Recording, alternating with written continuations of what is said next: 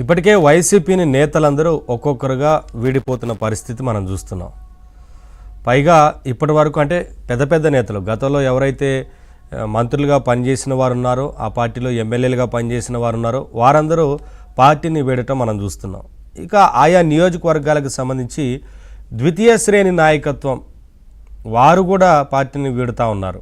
అయితే మొన్నటి వరకు జగన్మోహన్ రెడ్డి ఎక్కడా కూడా వైసీపీని వారి పార్టీలో పెద్ద పెద్ద నాయకులుగా చెప్పుకుంటున్న వారు ఎవరైతే పార్టీని మారుతున్నారో వారు మారినప్పుడు ఎక్కడా కూడా పెద్దగా స్పందించలేదు, పోతే పోతారు అన్నట్లుగానే వ్యవహరించారు.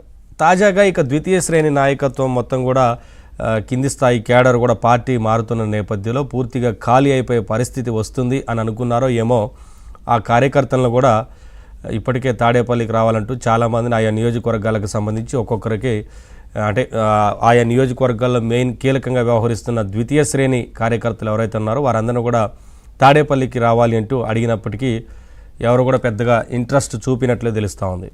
ఇక ముఖ్యంగా ఇడుపులపాయలో కార్పొరేటర్లతో ఆత్మీయ సమావేశం కూడా నిర్వహించారు. అక్కడ కూడా పెద్దగా స్పందన ఏం లేదు. ఆ తర్వాత పులివెందుల కార్పొరేటర్లు ఇంకా పులివెందులకు సంబంధించి నిర్వహించినప్పటికీ అక్కడ సమావేశం నిర్వహించిన పెద్దగా కార్యకర్తలు ఎవరు రాలేదనేది కనిపిస్తూ ఉంది.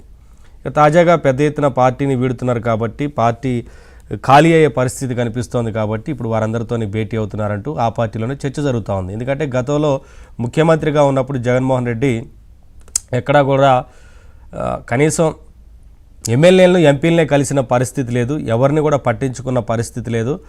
ఒక అధికారి ఉండేవారు, ఆయనను కలిస్తే ఆయన ఓకే అంటేనే ఆ తర్వాత జగన్మోహన్ రెడ్డి గారిని కలిసే అవకాశం ఇచ్చేవారంటూ వారి పార్టీకి సంబంధించిన ఎవరైతే గతంలో పనిచేసిన మాజీ ఎమ్మెల్యేలు ఎంపీలు ఉన్నారో వారందరూ ఇవాళ చర్చించుకుంటున్న పరిస్థితి ఆ పార్టీలో. మొత్తంగా అసలు ఏం జరుగుతోంది, పార్టీ ఉంటుందా, ఇప్పటికే అసెంబ్లీకి కూడా వెళ్ళకపోవడం, ఇవన్నీ కూడా పార్టీకి పెద్ద తలనొప్పిగా మారాయంటూ కార్యకర్తలు అయితే చర్చ జరుగుతోంది. వీటన్నిటికి సంబంధించి